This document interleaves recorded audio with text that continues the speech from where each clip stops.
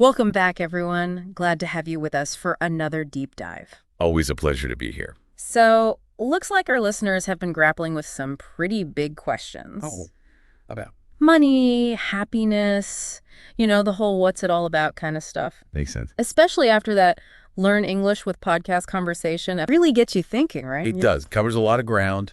You got those harsh realities. Right. Like you see those statistics. 9 million people. Dying each year from hunger. Hunger-related diseases. A child every 10 seconds. It's tough to hear. It really hits home the role of financial security. For sure. Basic survival for so many. Around the world. It's easy to feel overwhelmed by those numbers. Totally. But got to start somewhere, right? Exactly. And I think it underscores, how crucial it is. To have. At least a basic level of financial stability. Not just for survival. No, it's more than that. It's about having choices. Yeah. Agency in your own life. Right. Like, it's easy to think it's about living extravagantly. Right. But it's really about resources. Having the resources to make choices. Avoid those situations where you're really limited. Exactly. And the video, it does a good job of highlighting that. Oh, definitely. How money impacts everything. Education, housing, healthcare. Right. It all comes back to that. Yeah. But what's interesting is the video doesn't just dwell on the negative. True. It explores the positive potential of money, too. Entrepreneurship. Mm-hmm. Making a difference. Marco's story, right? Yeah. Building a school for underprivileged children. Compelling example. Very much so. But it does raise a question. Does pursuing a dream like that, does it require a certain level of financial stability to make a real difference? That's a good point. It highlights that tension between altruism and resources. If someone like Marco, if they don't have that basic level of security themselves, can they really help others achieve it? Makes you think. And speaking of navigating different values, what about those love stories in the video? Oh, the contrasting ones. Yeah, one couple prioritizing wealth over love, isolation, regret.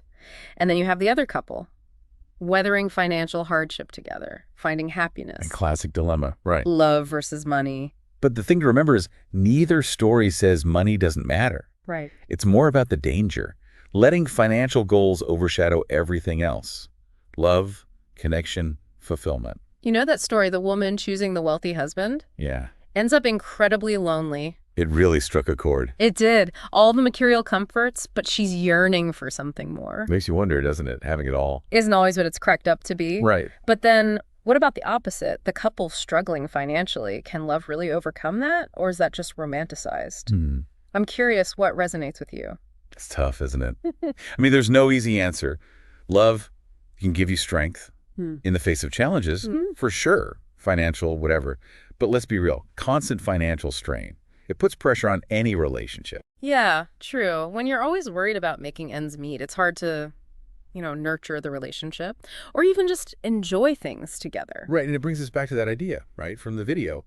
Money, while not the source of happiness itself, it can create that sense of security, freedom that allows for, greater well-being. You mentioned financial freedom before, and I think it's important to, unpack that a bit. What does financial freedom mean in this context? Good question. I think for me, it's not about exorbitant wealth, right? It's more about having the resources to make choices without those constant financial limitations. So you can pursue your passions, spend time with loved ones, contribute to your community without that stress of just getting by. That makes sense. It's not about the money itself, but the opportunities, the choices that financial security brings. Exactly. And speaking of opportunities, there's a line in the video, often gets overlooked, but it's powerful. You cannot buy time. Oh, yeah. That one stuck with me, too. So simple, but so much weight. Work hard, earn money, but time, it's finite. Exactly. And connecting it back, even with financial resources, we have a limited amount of time to pursue those dreams, build relationships, experience life. I agree that time is limited, but I also wonder if money, used wisely, can it buy us more time in some ways? Outsourcing tasks, time-saving tools. Oh, interesting perspective. It kind of challenges that assumption that money and time are always opposed. Yeah. Maybe it's more accurate to say money can't buy more time on the clock, but it can buy freedom to choose how we spend the time we have. I like that. And it ties back to financial freedom, doesn't it? Maybe it's not about a big bank account, but Having the resources to create a life Hmm. that aligns with your values, where you have the time and energy to focus on what matters. Absolutely. Which brings us back to that age-old question, can money buy happiness? $1 million question, right? The video doesn't give us easy answers, and I think that's because it's more nuanced than it seems. It is. And we often think about happiness as one thing, static. But in reality, it's multifaceted, fluid, moments of joy, periods of contentment, deep satisfaction. And I think money can play a role in creating the conditions for those different types of happiness. So you're saying it might not buy happiness directly, but it can buy things that contribute to well-being. Exactly. Money can reduce stress, financial stress, and that can free up mental and emotional space. For other things, it can give you access to experiences, opportunities that bring joy, and the resources to pursue passions, make a difference, which could lead to purpose, fulfillment. That's a great way to put it. So instead of asking, can money buy happiness, maybe we ask, what role does it play in creating a fulfilling life? Yeah, that's a much better question, more productive. And it makes us think critically about our own relationship with money, how we use it, to create a life that aligns with our values and aspirations. Like shifting from a scarcity mindset, where it's all about needing more money, to a more abundant one, where we focus on using what we have to create a life that feels rich, meaningful, regardless of income. Exactly. That shift in perspective, it can be really empowering. You take ownership of your financial well-being. Yeah. And make choices that are true to yourself. I love that. It's not about denying the importance of money. It's about redefining the relationship. Mhm. And that leads me to something, I think it's at the heart of what this video is trying to say. It's like, it wants us to think bigger, beyond just our own wallets. Right. Like, zoom out a bit. Look at the whole system. Exactly. The systems, the structures Yeah. that shape how we view money. Because, let's be honest, Yeah. personal responsibility, it's important. But it doesn't exist in a vacuum. There's this whole other layer. Oh, yeah. Economic policies, societal values, Yeah. access or lack thereof to opportunity. Yeah. It all plays a part in our own financial realities. It's true. Can't just focus on budgeting or investing and ignore the bigger things.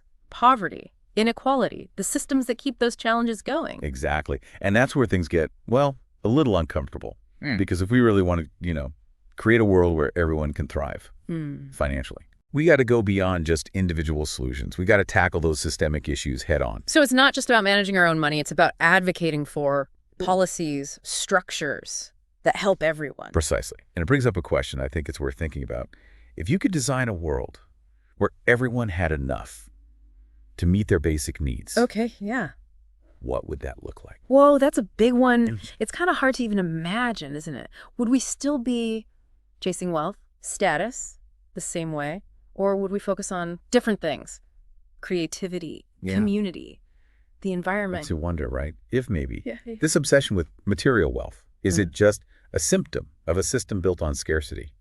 What if, in a world where everyone had enough, we were free to, pursue passions, contribute in ways that aren't all about financial gain? Interesting. Maybe we'd see more artistic expression, scientific breakthroughs, stronger communities. The possibilities are, well, endless. Yeah. And that's what's so exciting about this whole conversation. It's not just about understanding money. It's about reimagining it, exploring the potential for a better world, a fairer world. I like that. Well, this deep dive has been quite a journey. We've explored a lot. Hardship, dreams, relationships, the systems that shape it all. And we've only just scratched the surface. There's always more to learn, right? Always. So to our listeners, keep exploring these ideas. Challenge those assumptions. Have those tough conversations. Keep diving deep into this whole world of money. Who knows what you'll find? Until next time, You could. keep learning, keep questioning. And keep the conversation going.